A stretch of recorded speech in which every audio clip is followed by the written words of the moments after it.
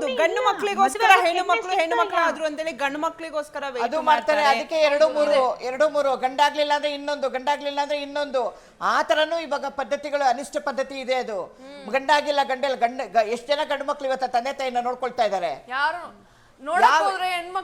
ಹೆಣ್ಣು ಮಕ್ಳೇ ನೋಡ್ಕೊಳ್ತಿರೋದು ಇವತ್ತು. ಇಲ್ಲ ಆ ಟ್ರೆಡಿಷನ್ ಯಾವುದೂ ಕಡಿಮೆ ಆಗಿಲ್ಲ. ಯಾವುದು ನಿಂಗೆ ಮಕ್ಕಳಾಗಿಲ್ವ ಅಂತ ಹಿಂದಿನ ಕಾಲದಲ್ಲೆಲ್ಲ ಕೇಳ್ತಿರೋದು, ಇವತ್ತು ಕೇಳ್ತಾರೆ. ಏನ್ ಫ್ಯಾಮಿಲಿ ಪ್ಲಾನಿಂಗಾ? ಎಷ್ಟು ವರ್ಷ ಫ್ಯಾಮಿಲಿ ಪ್ಲಾನಿಂಗ್ ಮಾಡ್ಕೊಂಡಿದ್ದೀರಾ? ಒಂದು ಮಗು ಆಗ್ಲಿ ಬಿಡಿ ಅಂತ ಹೇಳೋರು ಇದಾರೆ. ಆದ್ರೆ ಹಿಂದಿನ ಕಾಲದಲ್ಲಿ ಅಂತಲ್ಲ, ಯಾವ ಕಾಲದಲ್ಲೂ ಇದೆ. ಅಂದ್ರೆ ಒಂದು ಮಗು ಆದ್ರೆ ಹೆಣ್ಣಿನ ಪರಿಪೂರ್ಣ ಜೀವನ ಆಗತ್ತೆ. ಒಂದು ಮಗು ಆದ್ರೆ ಫ್ಯಾಮಿಲಿಗೆ ಒಂದ್ ಮಗು ಇರ್ಬೇಕು. ಆದ್ರೆ ಸರಿ ಮೇಡಮ್, ಒಂದ್ ಮಗು ನೀವ್ ಹೇಳ್ತಾ ಇದ್ರ ಒಂದ್ ಮಕ್ಳು ಅಂತಾನೆ ಓಕೆ ಫೈನ್.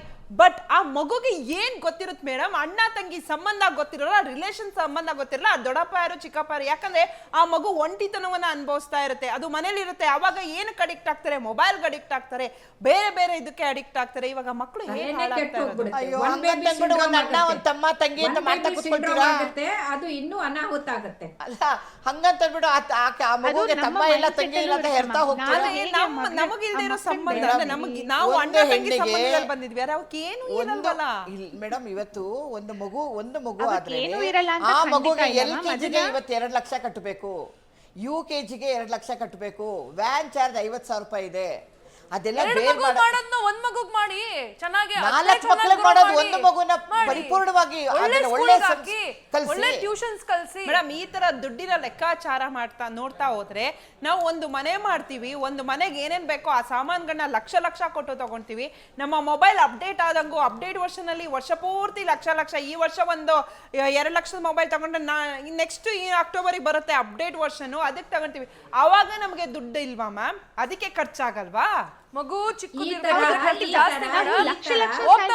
ಮೊಬೈಲ್ಗೂ ಮಗುಗೂ ಹೋಲಿಸ್ಬಿಡಿ ಮೇಡಮ್. ನಾನು ಹೇಳ್ತಾ ಇರೋದು ನೀವು 2 ಲಕ್ಷ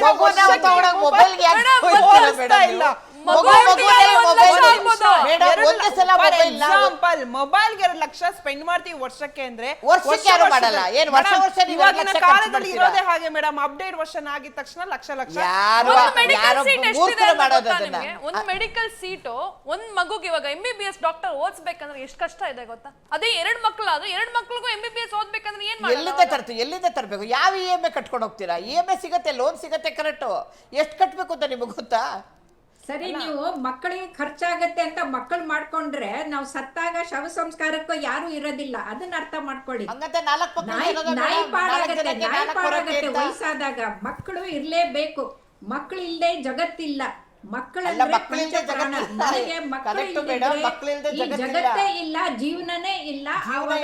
ಜೀವನ ಪರಿಪೂರ್ಣ ಆಗಕ್ಕೆ ಒಂದು ಮಗು ಬೇಕೇ ಬೇಕು. ನಾನು ಹೇಳೋದಿಲ್ಲ ಅಂತಂದಿಲ್ಲ. ಹಂಗಂತ 4 ಜನ ಹೊರಕ್ಕಿಲ್ಲ ಅಂದ್ರೆ 4 ಮಕ್ಕಳನ್ನ ಬರ್ಕೊಳಕ್ಕಾಗತ್ತಾ? ಅವ್ರು ಹೇಳ್ತಾ ಇರೋದು 4, 5, 6 ಪ್ರಶ್ನೆ ಅಲ್ಲ, ಮಕ್ಕಳು ಮಾಡ್ಕೊಬೇಕು 1, 2 ಓಕೆ, ಅದಕ್ಕಿಂತ ಜಾಸ್ತಿ 3. ಯಾಕಂದ್ರೆ ಹಿಂದಿನ ಕಾಲದಲ್ಲಿ 10 ಮಕ್ಳು ಇರ್ತಾ ಇದ್ದು, ಇವಾಗ ಸ್ವಲ್ಪ ಕಮ್ಮಿ ಆಗಿ ನಮ್ಮ ಜನರೇಷನ್ ಬೆಳಿಬೇಕು, ನಮ್ಮ ಫ್ಯಾಮಿಲಿ ಬೆಳಿಬೇಕು, ನಮ್ಮ ಕುಟುಂಬ ದೊಡ್ಡ ಆಗ್ಬೇಕು ಅನ್ನುವ ನಿಟ್ಟಿನಲ್ಲಿ ಅವ್ರು ಹೇಳ್ತಾರೆ. ಅದು ಅವಾಗಿನ ಕಾಲ ಮೇಡಮ್. ಅವಾಗ ಎಜುಕೇಶನ್ ವಿದ್ಯಾಭ್ಯಾಸ ನೋಡ್ಕೊಳ್ಳೋದು ಸೇಮ್ ಇರುತ್ತೆ. ಆಗಿನ ಕಾಲ ಈಗಿನ ಕಾಲಕ್ಕೂ ವಿಜ್ಞಾನ ಅವಾಗ 1,000 ಇದ್ರೆ ಮೇಡಮ್, ಅವಾಗ 1,000 ಇದ್ರೆ ಜೀವನ ನಡೀತಿತ್ತು. ಇವತ್ತು 1 ಲಕ್ಷ ಇದ್ರು 1 ತಿಂಗಳ ಜೀವನ ನಡೆಯಲ್ಲ.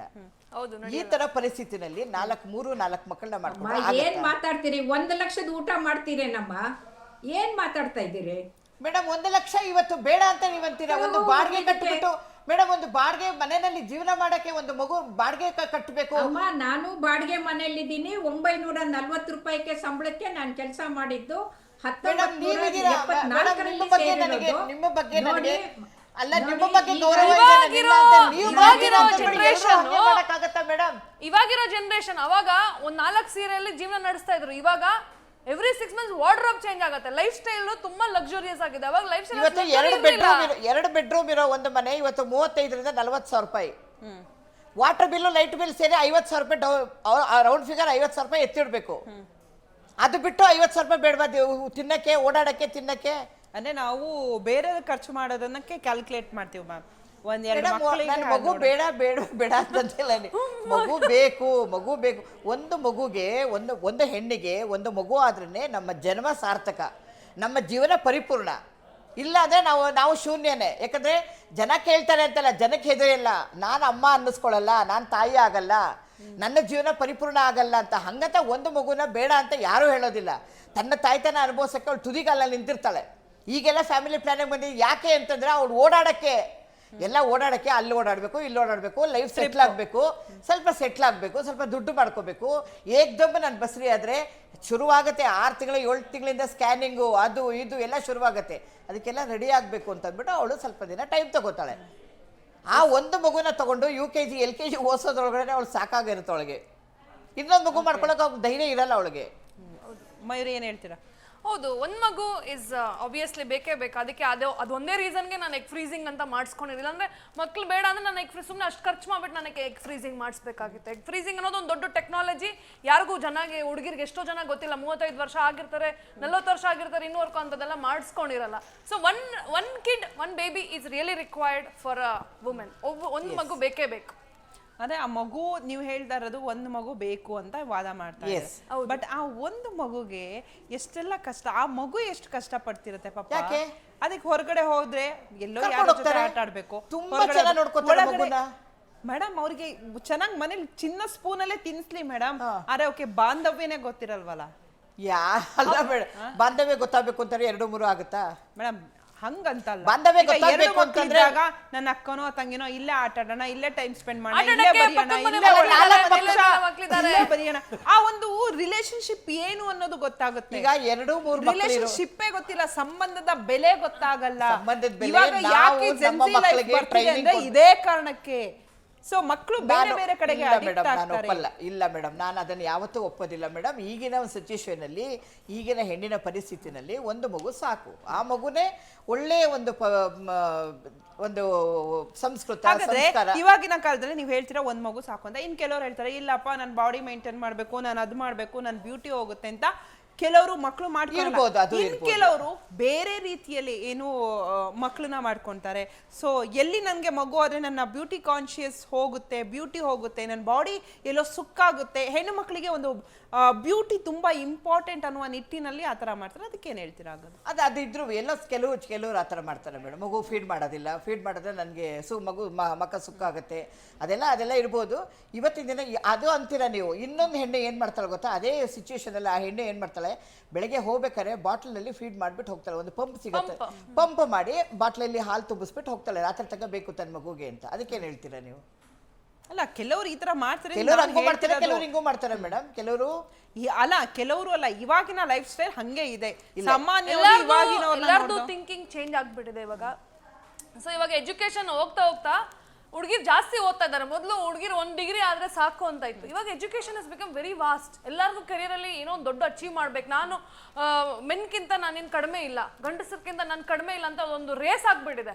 ಆ ರೇಸಲ್ಲಿ ಏನಾಗ್ತದೆ ಅಂದ್ರೆ ಹುಡುಗಿರು ಮಕ್ಳು ಮಾಡ್ಕೊಂಡ್ರೆ ಬ್ರೇಕ್ ಆಗ್ಬಿಡತ್ತೆ, ಕೆರಿಯರ್ ಗ್ರೋತ್ ಸ್ಟಾಪ್ ಆಗ್ಬಿಡತ್ತೆ ಅಂತ ಒಂದು ದೊಡ್ಡ ಕ್ವೆಶ್ಚನ್ ಮಾರ್ಕ್ ಆಗ್ಬಿಟ್ಟಿದೆ. ಆ ಒಂದು ರೀಸನ್ ಇಂದಾನೆ ಎಲ್ಲರೂ ಮಕ್ಳು ಮಾಡ್ಕೊಳ್ಳೋಕೆ 2 ಸಲ ಯೋಚನೆ ಮಾಡ್ತಾ ಇದ್ದಾರೆ. ಮೊದಲು ತುಂಬಾ ಈಸಿ ಆಗಿತ್ತು, ಯಾಕಂದ್ರೆ ಎಲ್ಲರೂ ಮೇಜರ್ಲಿ ಎಲ್ಲರ ಮನೇಲಿ ಹೌಸ್ ವೈಫೇ ಇರ್ತಾ ಇದ್ರು. Home maker, that's called home maker. Home maker ಅಂದ್ರೆ ಏನು? ಮನೆ ನೋಡ್ಕೊಬೇಕು, ಮಕ್ಕಳು ನೋಡ್ಕೊಬೇಕು, ಗಂಡ ಆಫೀಸ್ ಹೋಗಿ ಬರ್ತಾರೆ, ಅಡುಗೆ ಮಾಡಿಡ್ಬೇಕು, ಅಷ್ಟೇ ಅವ್ರ ಡ್ಯೂಟಿ.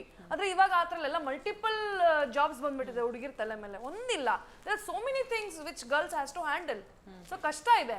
ಅದಕ್ಕೆ ಒಂದ್ ಮಗು ಆದ್ರೆ ಓಕೆ, ಹಿಂಗೊಂದು ಮ್ಯಾನೇಜ್ ಮಾಡ್ಕೊಂಡು ಹೋಗೋಣ ಅಂತ ಒಂದು ಥಿಂಕಿಂಗ್ ಎಲ್ಲರಿಗೂ. ಅಲ್ಲ, ಎಲ್ಲರೂ ಹೀರೋಯಿನ್ ಆಗಕ್ ಸಾಧ್ಯ ಇಲ್ಲ, ಬಟ್ ಹೀರೋಯಿನ್ ಲೆವೆಲ್ ಅಲ್ಲಿ ಈ ತರ ಥಿಂಕ್ ಅಲ್ಲ. ಇನ್ನೂ ಒಂದು ಹೇಳ್ಬೇಕು ಅಂತಂದ್ರೆ, ಈಗ 2ನೇ ಮಗುಗೆ ಗಂಡ ಒಪ್ಕೋತಾನ? ಮೇ ಬಿ ಅದನ್ನ ನಾವು ಅದು ಒಂದು ಕ್ವಶನ್ ಮಾರ್ಕು. ಅಯ್ಯೋ ಸಾಕಮ್ಮ, ಈ ಮಗುನೇ ನೋಡ್ಕೊಳ್ಳೋಣ ಅಂತಾನೆ. ಈ ಮಗುಗೆ ಒಳ್ಳೆ ವಿದ್ಯಾಭ್ಯಾಸ ಕೊಡೋಣ, ನಮ್ದೆಲ್ಲ ಆಸ್ತಿ ಇವಳಿಗೆ ಇವನಿಗೆ ಬರೆಯೋಣ, ಇವಳ 2ರಲ್ಲಿ ಇದಕ್ಕೆ ಬರೆಯೋಣ, ನಾವು ಇದನ್ನೇ ಒಂದು ಒಳ್ಳೆ ಪ್ರಜೆ ಮಾಡೋಣ ಅಂತ ಹೇಳ್ತಾನೆ ಹೊರತು, ಅಯ್ಯೋ ಇನ್ನೊಂದು ಬೇಕು, ಅವನಿಗೆ ಸಾಕಾಗಿ ಹೋಗಿರುತ್ತೆ. ಅವನೇ ಕಷ್ಟಪಡಲಿ, ಇವಳೇ ಕಷ್ಟಪಡಲಿ, ಇವಳು ದುಡ್ಡು ಅವಳು ದುಡ್ಡ ಬೇಡ, ಆ ಕಷ್ಟದಲ್ಲಿ ಇಬ್ರು ಭಾಗಿಯಾಗಿರ್ತಾರೆ. ತಾನೆ, ಸಾಕಮ್ಮ ಒಂದು ಸಾಕು, ಇದನ್ನೇ ಒಳ್ಳೆ ಸತ್ಪ್ರಜೆ ಮಾಡೋಣ ಅಂತ ಹೇಳಿರ್ತಾನೆ. ಅಂದ್ರೆ ನೀವ್ ಹೇಳ್ತಾ ಇರೋದು ಒಂದು ಮಗು ಸಾಕು. ಈಗಿನ ಕಾಲ. ಬಟ್ ಬೇಡವೇ. ಆಮೇಲೆ ಎಷ್ಟು ಜನ ನೀವು ನೋಡಿದ್ದೀರಾ ಮೇಡಮ್, ಒಂದು ಮಗು ಇರೋ ಹೆಣ್ಣಿಗೆ ಇವತ್ತು ಎಷ್ಟು ಜನ ಡಿವೋರ್ಸ್ ಆಗಿದೆ ಗೊತ್ತಾ? ಆ ಮಗುನ ಕರ್ಕೊಂಡು ಎಲ್ಲಿಗೆ ಹೋಗ್ಬೇಕು ಅವಳು? ಆ 2-3 ಮಕ್ಕಳನ್ನ ಇಟ್ಕೊಂಡು ಡಿವೋರ್ಸ್